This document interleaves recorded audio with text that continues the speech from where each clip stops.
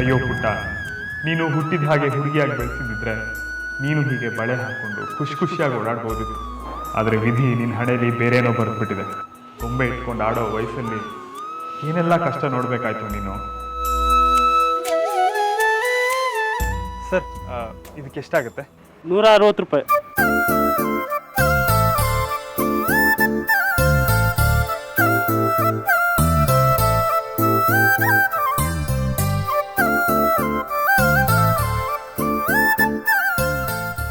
ಮನು, ನೀನು ಚಿಲ್ಲರೆ ಇಸ್ಕೊಂಡು ಇಲ್ಲಿ ಪಕ್ಕದಲ್ಲಿರೋ ಮೆಡಿಕಲ್ ಶಾಪಿಗೆ ಬಂದ್ಬಿಡು. ಹಬ್ಬೆಗೆ ಮಾತ್ರೆ ಬೇಕಂತೆ, ನಾನು ತಗೋತಿರ್ತೀನಿ. ಎಲ್ಲೂ ಹೋಗ್ಬೇಡ.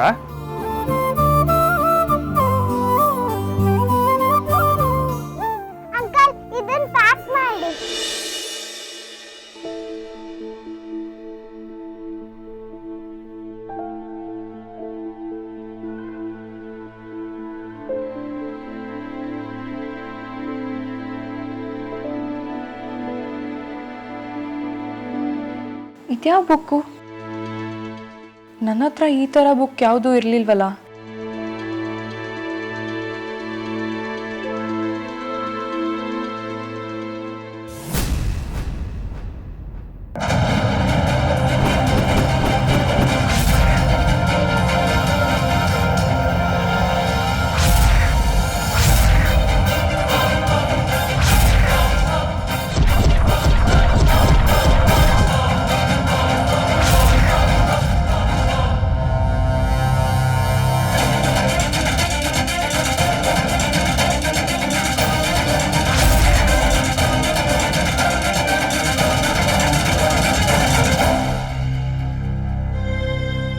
ಅಂದರೆ ಇವನ ಹೆಸರು ಪವನ್ ಪ್ರತಾಪ್ ರುದ್ರ. ಅಂದರೆ ಇವನು ರುದ್ರವಂಶದವನ. ಅಯ್ಯೋ, ಈ ಬ್ಯಾಗ್ ತಗೊಳ್ಳಿ.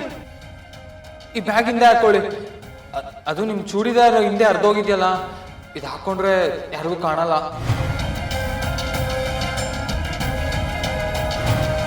ಹಾಯ್, ನನ್ನ ಹೆಸರು ಪವನ್ ಅಂತ. ನಿಮ್ಮ ಹೆಸರು? ನನ್ನ ಹೆಸರು ಕಟ್ಕೊಂಡು ನಿಂಗೇನಾಗಬೇಕು?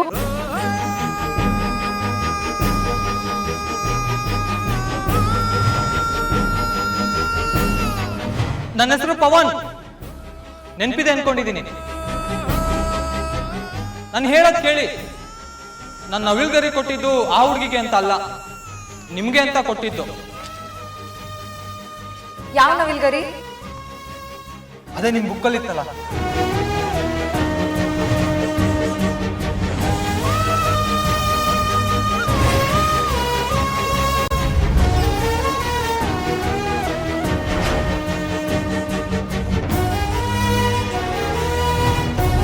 ಇಷ್ಟು ದಿನ ಅವನು ರುದ್ರವಂಶದವನು ಅಂತ ಗೊತ್ತಾಗ್ಲಿಲ್ವಲ್ಲ. ಗೊತ್ತಾಗಿದ್ದಿದ್ರೆ ಅವನ ಜೊತೆ ಮಾತಾಡದೇ ಇರ್ಬೋದಿತ್ತು.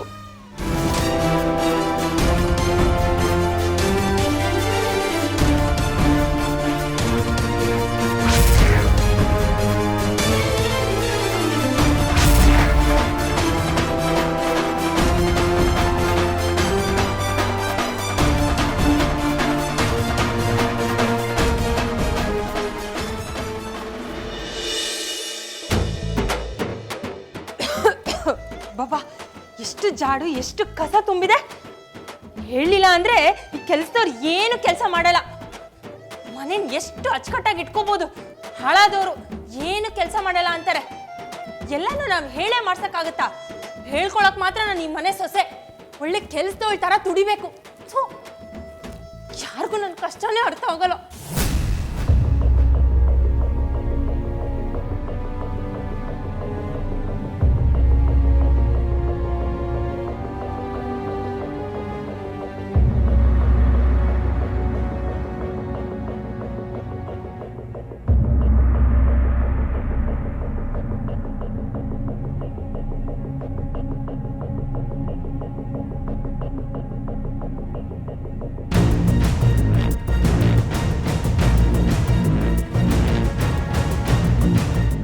ದೀಪಾ, ತೂಕು ಹಾಕಕ್ಕೆ ಅಂತ ಹಳೆ ಪುಸ್ತಕನೆಲ್ಲ ಎತ್ತಿಟ್ಟಿದ್ವಲ್ಲ, ಅದನ್ನ ತಗೊಂಬಾ.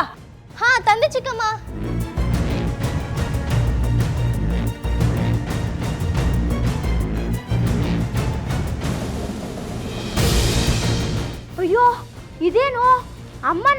ಎಲ್ಲ ಇಲ್ಲಿಗೆ ಬಿಟ್ಟಿದ್ದಾರೆ.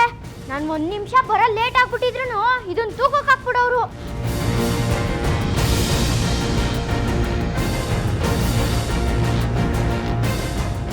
ಅಬ್ಬಾ, ನನ್ನ ಬುಕ್ಸ್ ಎಲ್ಲ ಸರಿಯಾಗೇ ಇದೆ.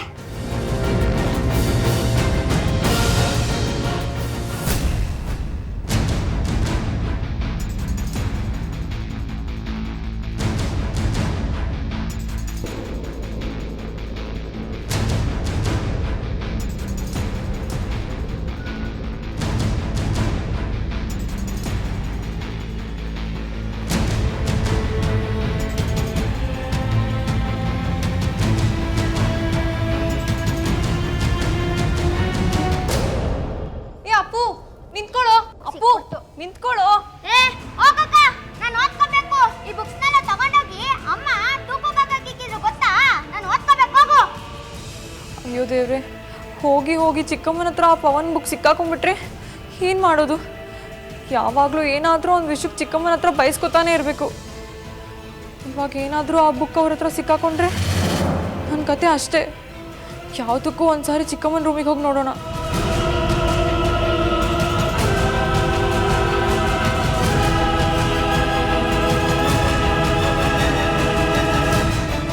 ಹಬ್ಬ, ಸದ್ಯ ಇಲ್ಲೇ ಇದೆ.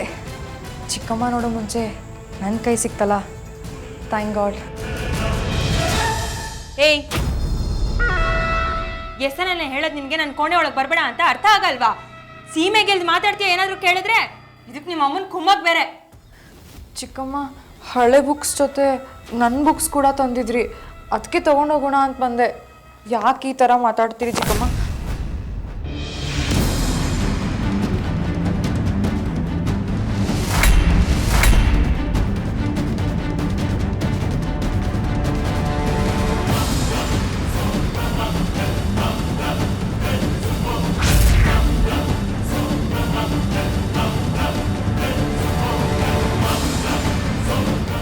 ಏನೇ ಇದು?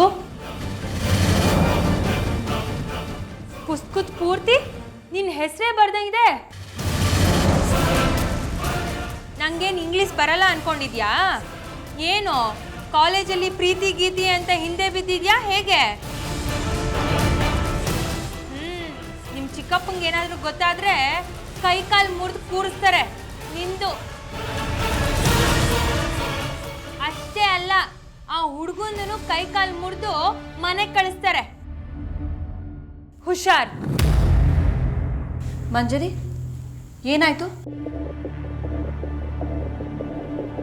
ಅಯ್ಯೋ ಏನಿಲ್ಲ ಅಕ್ಕ, ದೀಪ ಎಷ್ಟು ಚೆನ್ನಾಗಿ ಓದ್ತಾಳಲ್ವಾ, ಅದನ್ನೇ ಹೇಳ್ತಾ ಇದ್ದೆ.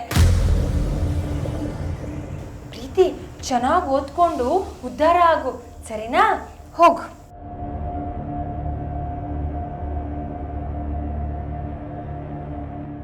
ಮಂಜರಿ, ಅವತ್ತು ನಡೆದಿದ್ದ ಘಟನೆನ ಅಲ್ಲಿಗೆ ಮರ್ತು ಬಿಡು. ಮುಂದುವರ್ಸಕ್ಕೆ ಹೋಗಬೇಡ. ಇದು ಮನೆ, ರಣರಂಗ ಅಲ್ಲ.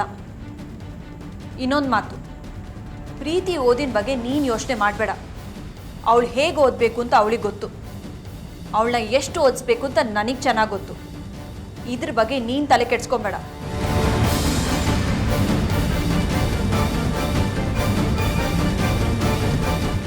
ಇರಿ ಇರಿ, ನಿಮ್ಮ ಮಗಳು ಓದ್ಗೆ ಹೇಗೆ ಬೂದಿ ಬೀಳುತ್ತೆ ಅಂತ ನೋಡ್ತಾ ಇರಿ.